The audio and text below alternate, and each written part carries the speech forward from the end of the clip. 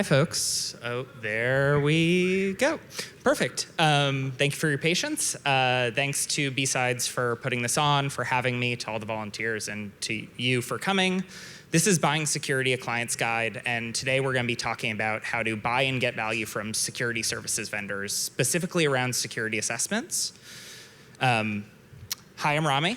I do not work at Twilio. I'm at a Series D health tech unicorn out in New York City. I'm based in Boston. I am what I call a reformed security consultant, so I've experienced both buying and selling these assessments. And I just want to give a quick thanks to TLDRSec and my friend Clint, who worked with me a lot on this content. More on that in 1 second.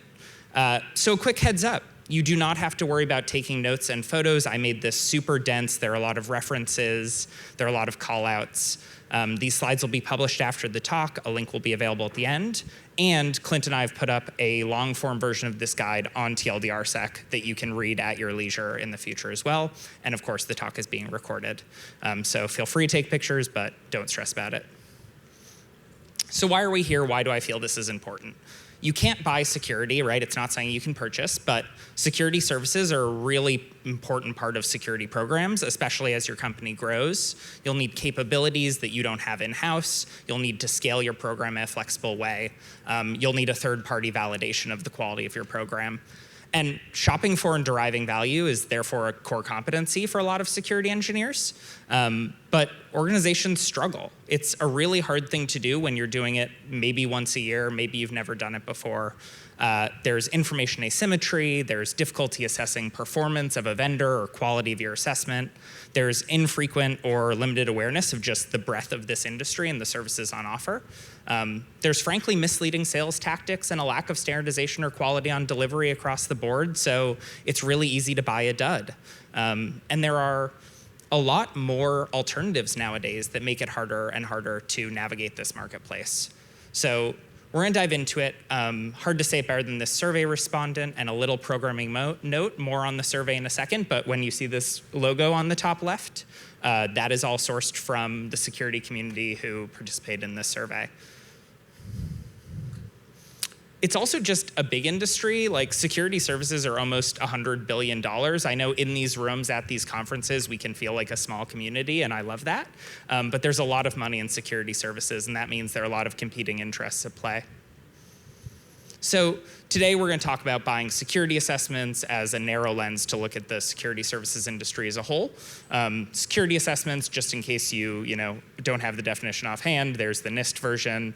It's all about assessing architecture, implemented controls, and really just making sure your security program is accomplishing its goals and meeting your security requirements.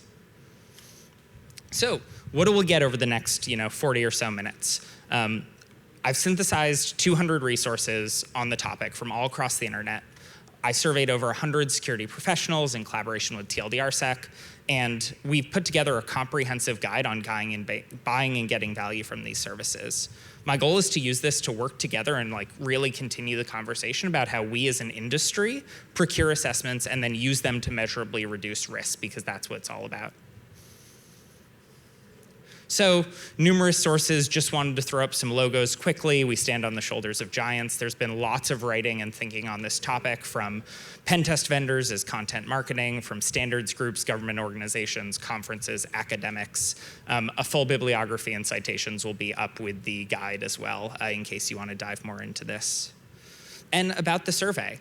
This was circulated throughout the security community, Slack groups, networks, TLDRSec again. We had over 100 respondents, 71 of whom were buyers and 68 were sellers, with a lot of overlap. And it was basically a 20-question survey about buying and a 20-question survey about selling, just trying to get some, frankly, quantitative sampling bias present data from the community at large beyond what we were reading and what our personal experiences were. And here's some of what we were surveying, right? If you look, we had representation across industries. Obviously, professional services are really well represented when you're interviewing folks who work at security consultancies, but also a big representation from the information industry, financial industries as well.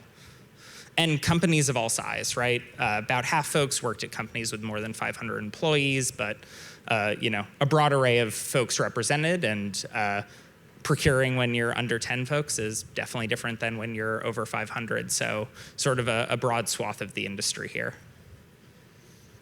And I just wanted to talk about like how much coverage do we get? We only talk to 100 folks. Obviously it's limited, but together, and this is a logarithmic scale, we have coverage of over 1,300 purchased security assessments and over 25,000 sold. And that's like, especially on the right hand here, you have some folks selling 5,000 security assessments, which is a bonkers number to me. So I went and checked into it, and I will say these are folks who have like 10 to 20 years running a consultancy or sales for one, and they just have this wealth of experience that we were able to tap. So like, why are we here? Why am I entering with this presumption that this is hard? Well, I really latched on to this idea from Haroon's 2012, 2011 talk. Some of you have seen it, others should. He comes up with this concept of security pen testing companies as a market for lemons. It's a economics paper that talks about marketplaces, and it says basically if you're selling used cars, you have good cars, which are cherries, and bad cars, which are lemons. And if in the market both exist, buyers have to average their expectations. They don't want to like be paying cherry money for a lemon. And so slowly, folks will take cherries off the market and only be selling lemons. And this is like how information asymmetry, where buyers can't trust that they're getting a quality product, can really just degrade the quality of the industry as a whole. And I think, and Haroon does as well, or at least did in 2012, that this is emblematic of security services. Buyers don't trust they're getting a good quality product, and so they average their expectations. And so we're slowly moving to sort of the least common denominator product. Even in 2007, we were talking about this. Gary McGraw likes to refer to pen testing security assessments as a badness-o-meter. Right, on one hand you have like you and your security program suck, and on the other you have, well, I guess we don't know. There's no winning in security assessments. You can't prove a negative. There's no way to say there are no holes, there are no vulnerabilities, there is no risk. All you can say is that in the target scope with the time allotted, we didn't find any. So this is hard. This makes it a really hard like product to buy, because is a blank report a good thing or not? What about one with a lot of findings, right? Like, what are you actually looking for? How are you assessing quality? And how do people feel about the quality of the marketplace, right? Here's a statement we made and got some, how much do you agree with this statement metrics? The average answer, a normal distribution right around a 2.9. This was the same for folks who had done both buying and selling, agreed. But when you slice the data by buyers and sellers, you see a shift. Buyers actually have a higher confidence in average quality. And frankly, I actually think this is a problem. I trust the sellers here, who are likely more informed on the industry and the offerings, obviously with some biases. And I think that this is evidence of like some issues where buyers are overconfident in the quality of the services they're receiving, or unable to dig into the quality. And similarly, concerningly, like the output of a security assessment is probably some risks and some advice on what your priorities should be and what the risk level is. And there isn't like this overwhelming consensus that risks are appropriately graded. We'll talk later about how to account for this discrepancy, but you really would hope that we could trust that vendors are working in your business context, giving you like well-groomed risks that you can immediately apply, and that's just not the case currently. So we'll dig into more challenges as we go, but I want to talk about how we can do better at buying security assessments. It's certainly generalizable, but much easier to carve a slice out and talk about it in specifics here. And I stole this diagram from Patrick, who I believe is somewhere around B-Side, so if you see him, thank him for me. But there are a lot of types of security assessments out there. He slices it along scope and the level of visibility given to testers. There are a lot of other ways you can slice it. But I just like this to show that like when you're buying an assessment, there are a lot of things that could mean. And you should probably know which one you want before you talk to a vendor. Here's a different breakdown, right? We have vulnerability assessments, threat modeling, red teaming, social engineering. White box testing is dominant. This is actually interesting outside the talk.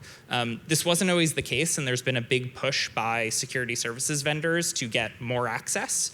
A lot of clients historically don't want to give you access to source code or their systems through fears of the risk involved, but it does let you get much more efficient, thorough, comprehensive testing done for cheaper.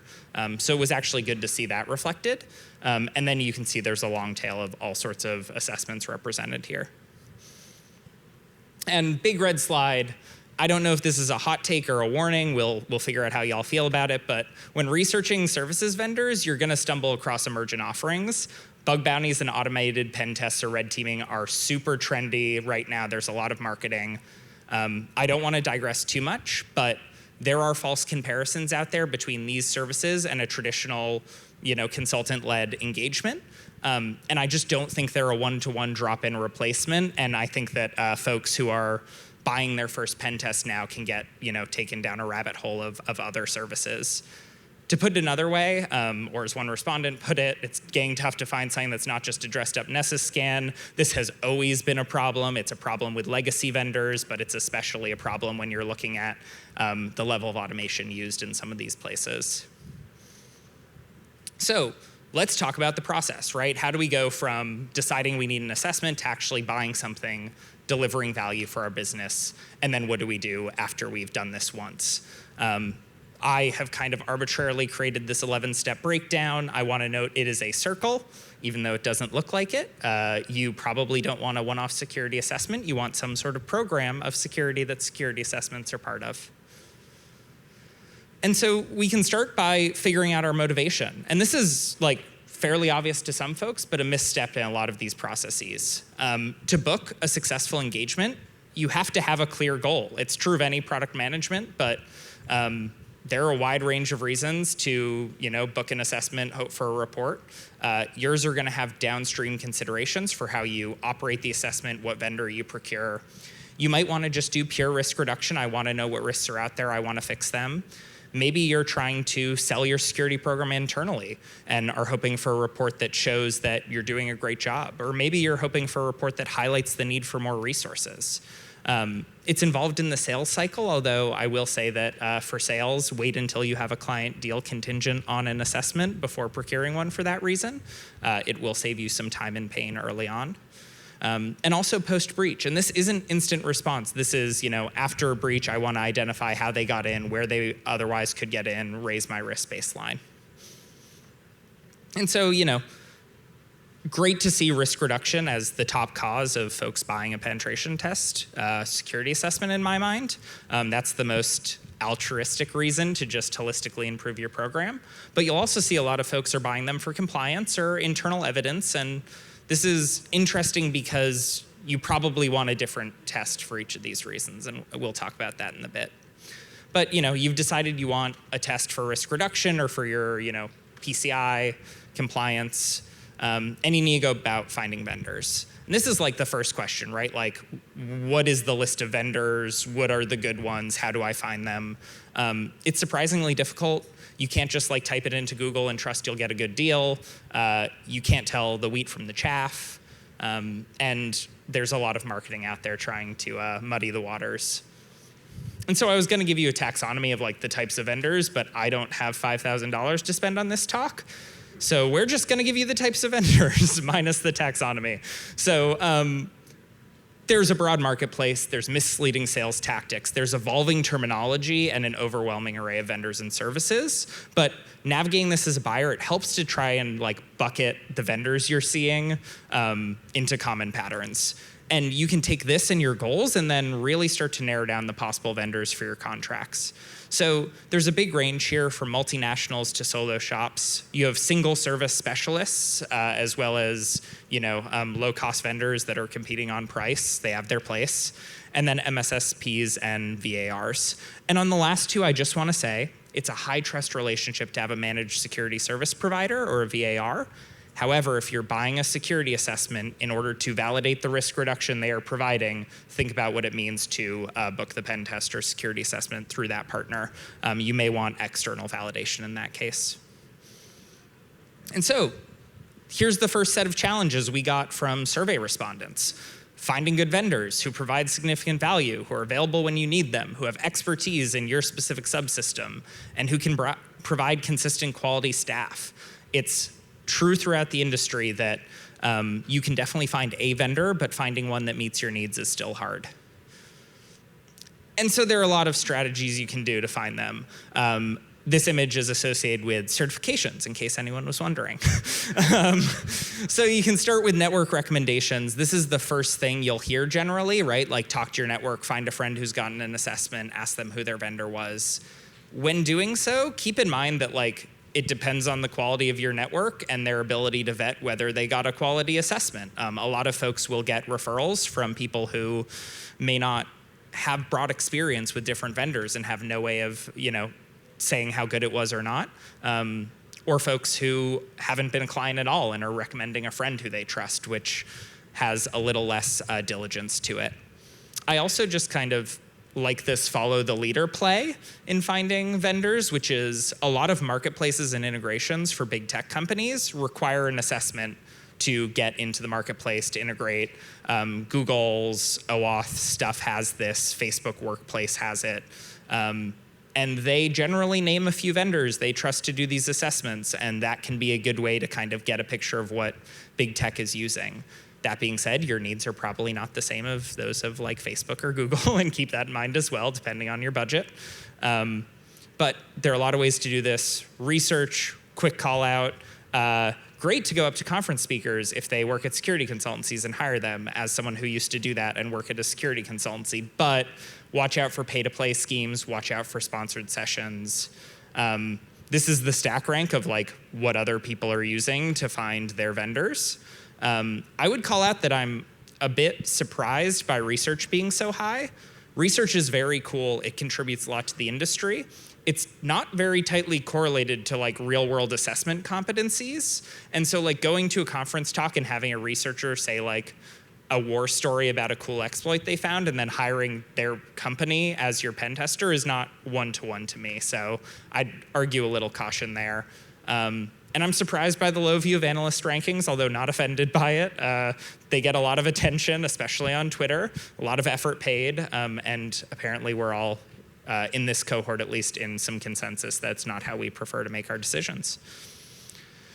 So we've defined motivation. Let's get more granular on what you need and what sort of like constraints you have on the vendor you can choose. And so scoping is during a security assessment, it's like, here's what work we're intending to get done. And like, let's put some boundaries on it so that our vendor is not just wandering in the woods. And it follows under Parkinson's law. This is the law that states that like work expands to fill the time allotted. You scope a project because you're trying to give them just enough time to give like Pareto principle, 20% of the time, 80% of the outcomes, high return on value. If you ask a vendor how long something will take without giving them a tight scope, you can expect them to try and take as much time as you can afford. And it's all about balance, right? When you're scoping an assessment, whether this be a web app or a network, you're trying to do a comprehensive set of tests, but a focus on the greatest risk, because you're not gonna pay for an assessment that covers everything, everywhere, all the time. So you have to be thoughtful about where you pick your battles. And as a client, you get ahead by coming into procurement. Something like half of clients are coming in with a clear scope in mind, and this will really help you groom your engagement to provide the most value to your organization. There are a lot of things that you should think about when you're scoping, like budget is the first and biggest constraint. Here you can see that folks are saying that, assessments are a big part of their security program, but budget may not be totally there. And it's important because if you can't afford everything you want, you're gonna have to make difficult decisions and cuts.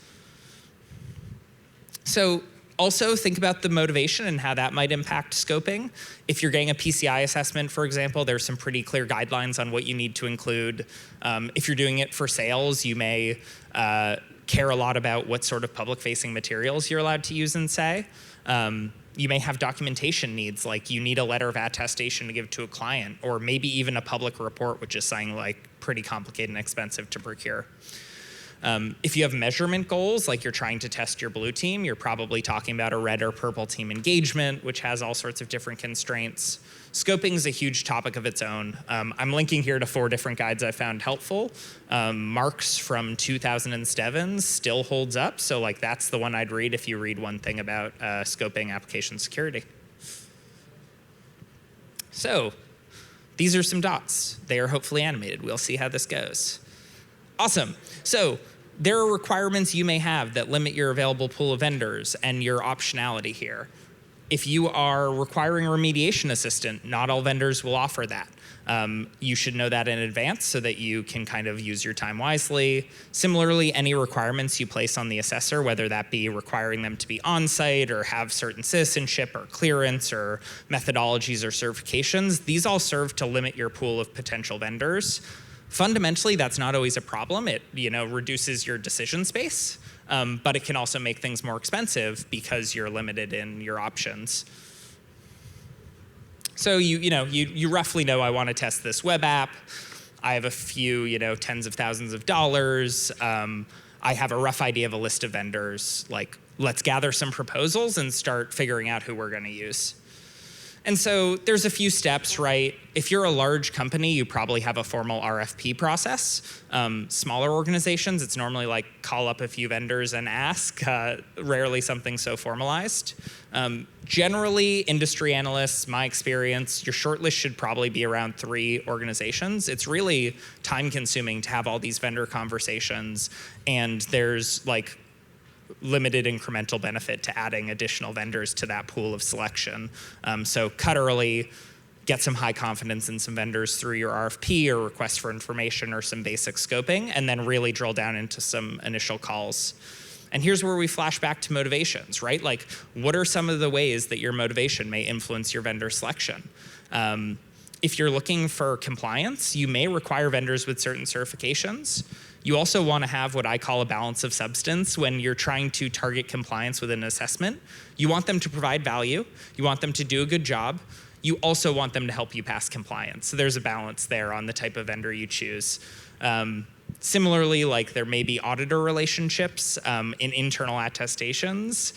This also may be like, depending on your audience, you may know that a certain executive has a lot of faith in a certain external party and you can use them.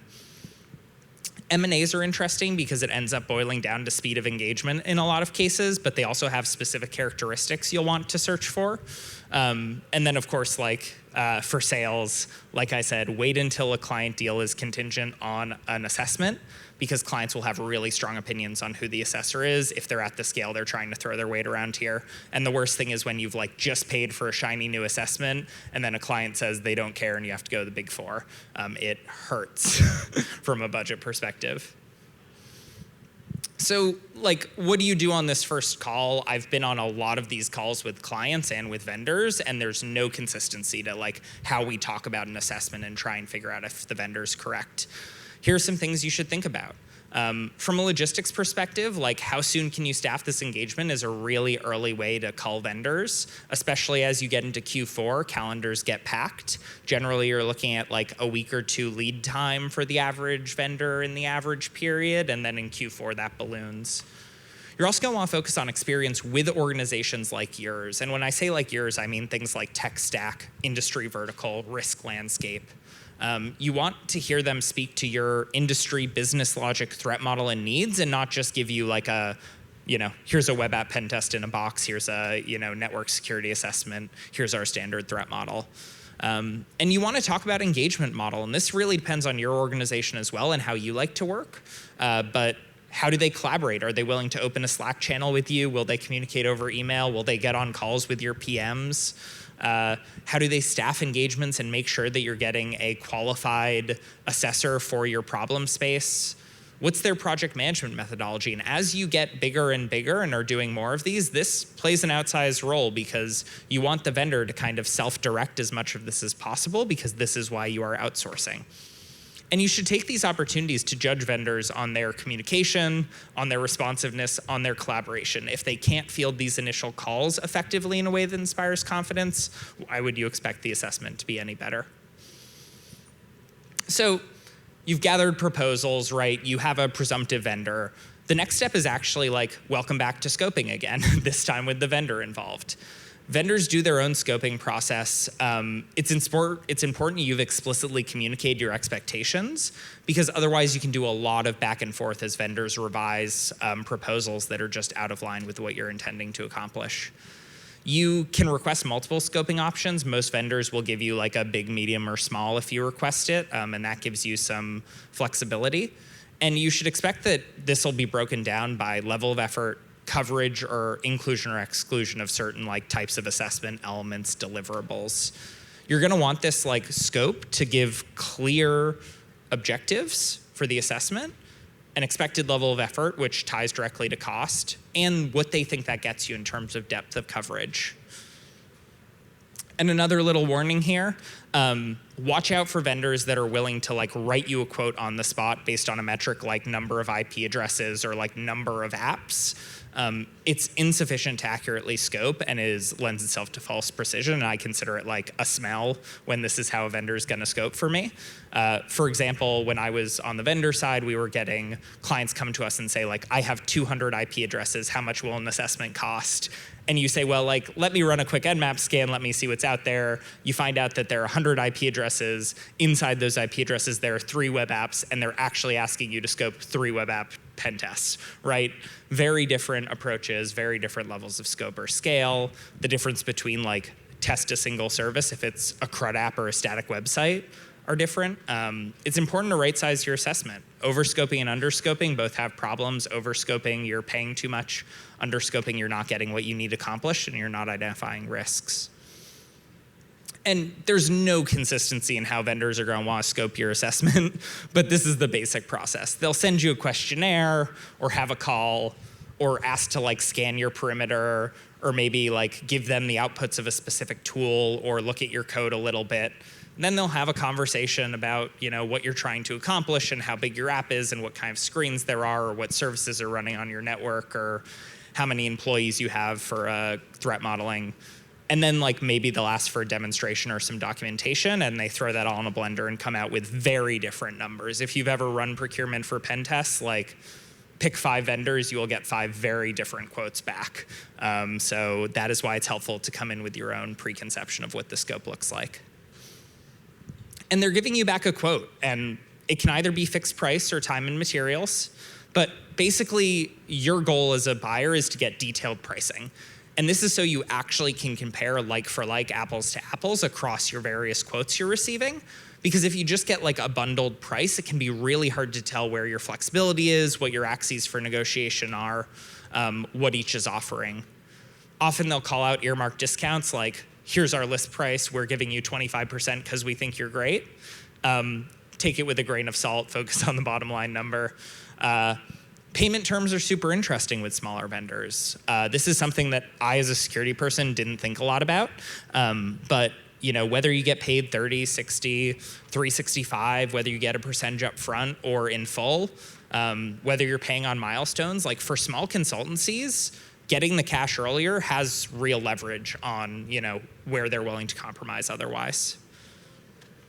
And something that comes up when you're like working as a security vendor is people ask why the heck it's so expensive.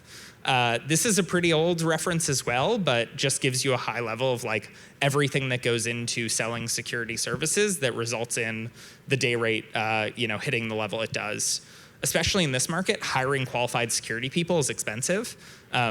Utilization, like they're not working 24/7 every day. There are scheduling constraints, there's inconsistent demand, there's ongoing professional development, there's burnout prevention, which we've heard about already today. And there's like the fully loaded cost of an employee and overhead of non-assessors. So I am not defending the pricing model of any specific vendor because I'm not aware of them, but I will say that there's a lot more to it than like taking the salary you pay your employee and dividing it by the number of hours and comparing the two. So you get a vendor proposal, you get a contract, great. Like what goes into it? Well, you might want to negotiate. I personally hate negotiating with vendors. It's not something I enjoy. I know people who like take to it a lot. There are a few axes you can do this along. Negotiating on pure rate is effectively asking for a discount, right? You're saying, well, instead of $2,000, what if I pay you $1,900? There's not a ton of leverage there. Scope is often easier to work with vendors on. Generally, this is either taking down the level of effort, saying like, can I pay you for a few fewer days and we'll accept there'll be some gaps, or it's trading depth for breadth. Like, we would like to cover fewer services at the same depth, or I'm willing to say that like, let's do 80% of what you're saying. Reporting also comes into play. A lot of vendors charge for reporting time. The more types of reports, deliverables you want, the more expensive it gets. You can cut some of those depending on your needs. And if you are a big enterprise paying millions of dollars a year, you can probably expect the price to go down a little bit. But you have to remember project management triad. For those that don't know, good, fast, cheap. I think normally it's pick two. In security, sometimes it's like pick one. If you're trying to be more flexible on timeline, you can save on cost and quality by like cherry picking a vendor that's willing to work with you. On the other hand, if you're trying to book in Q4, like we talked about before, it's tenuous or expensive to get on calendars.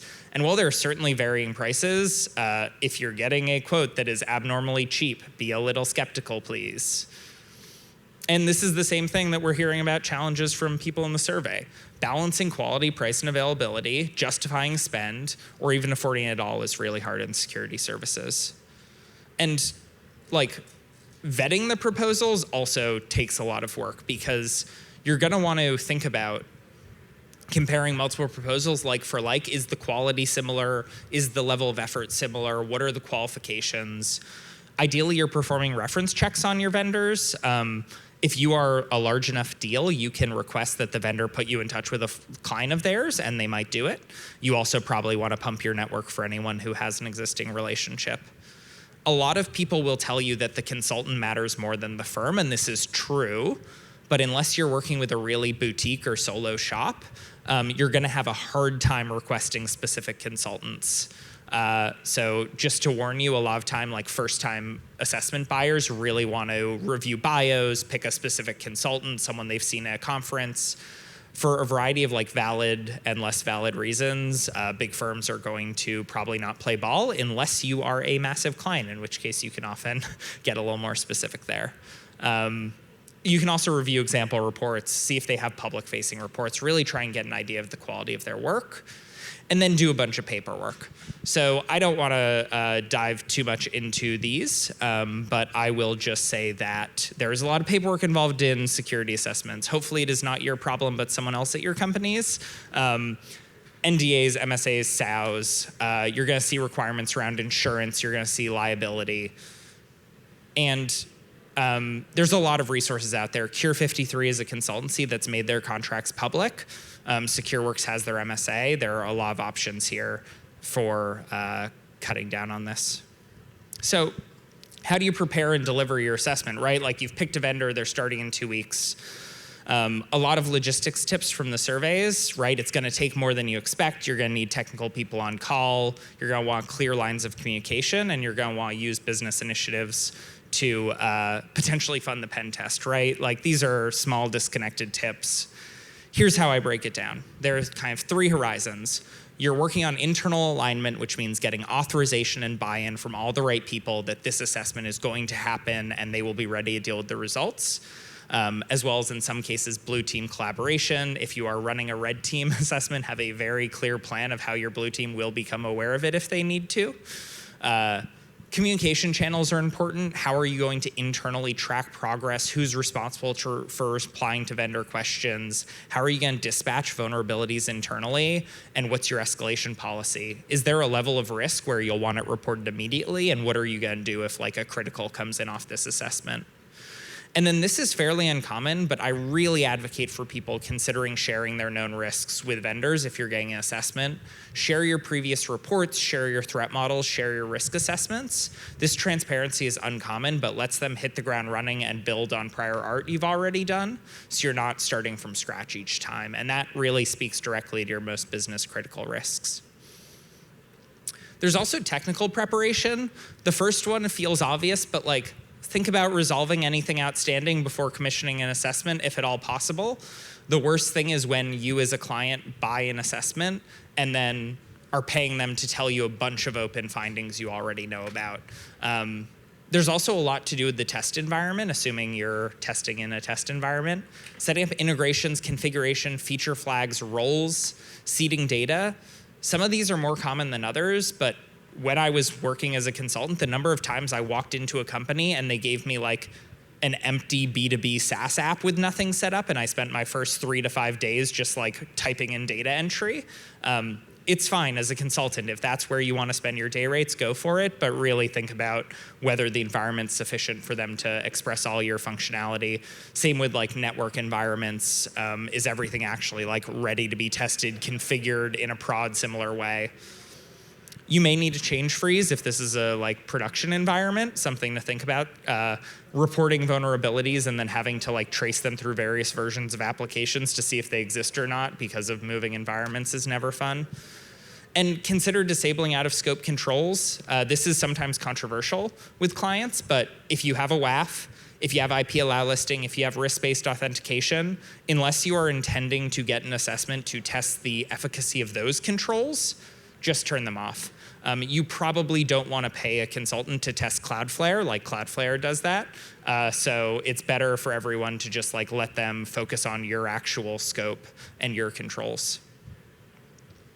And just to call out that like folks forget about onboarding.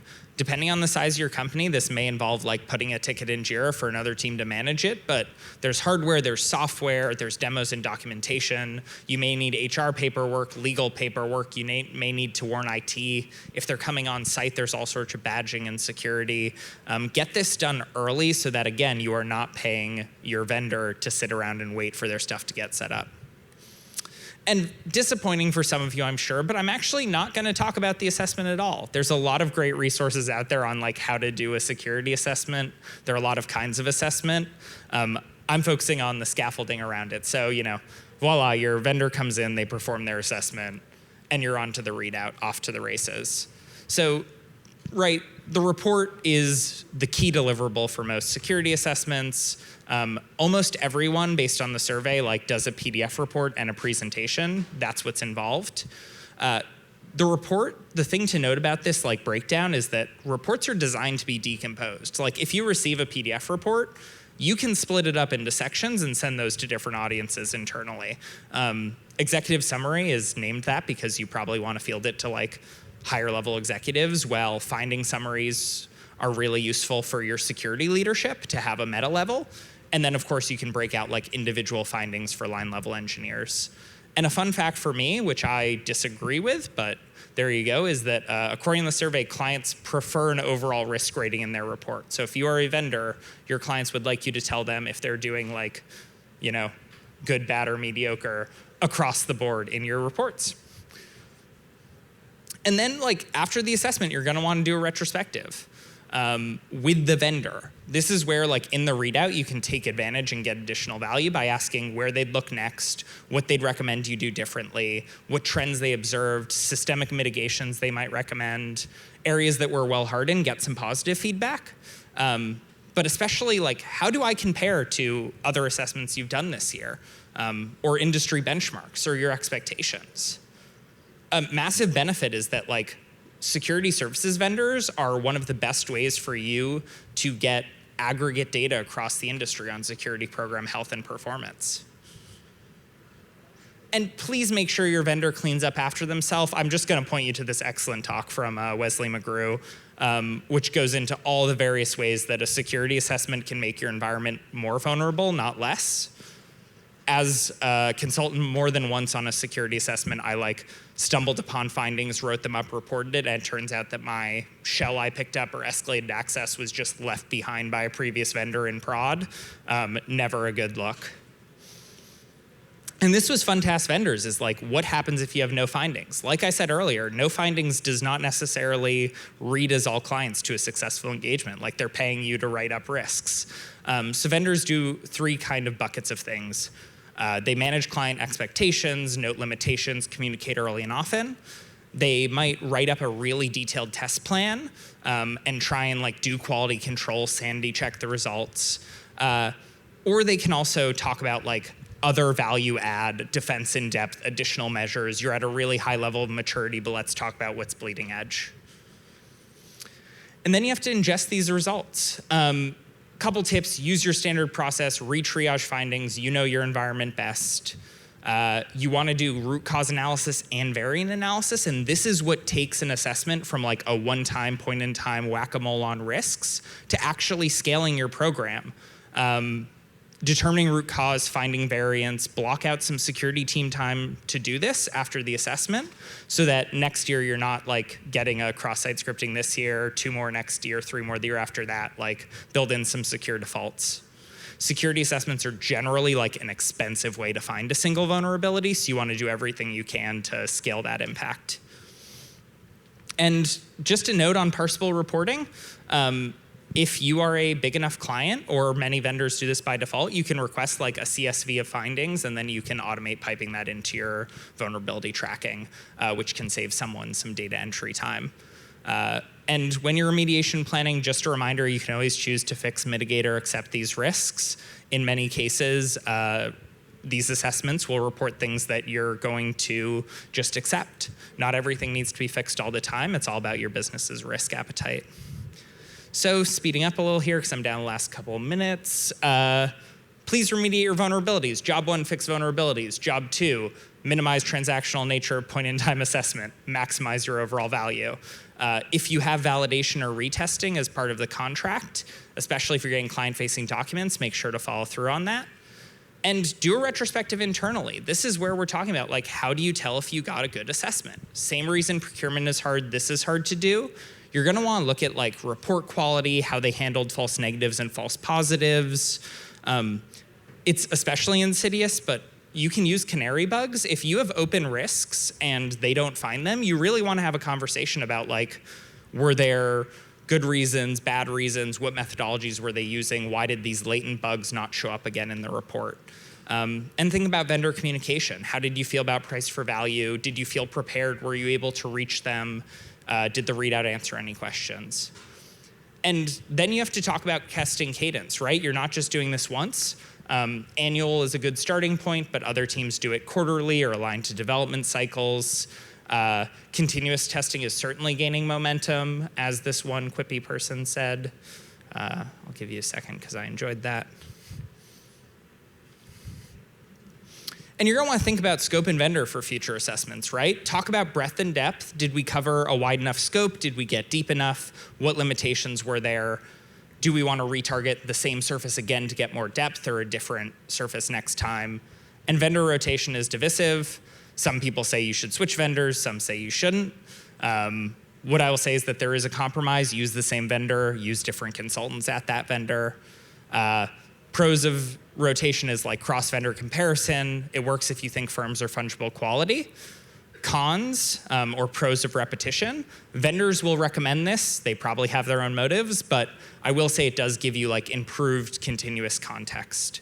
And then you want to scale your program. The bigger you get, the more you optimize for product management, the more you want to standardize procurement, the more you want to decide when to staff in-house for high value. And basically select a handful of companies to make contracting easy, reduce like one-off pen tests with different firms. It has high overhead, and think about return on investment. And with that, I will leave up the fact that most people don't. I am at time, so I just want to say, think about how hard this is, structure things based on motivation, and use assessment to not kill bugs, but to kill bug classes. If you'd like to dive deeper into this, it's available on TLDRsec. Slides are available as well, and thank you all for your time.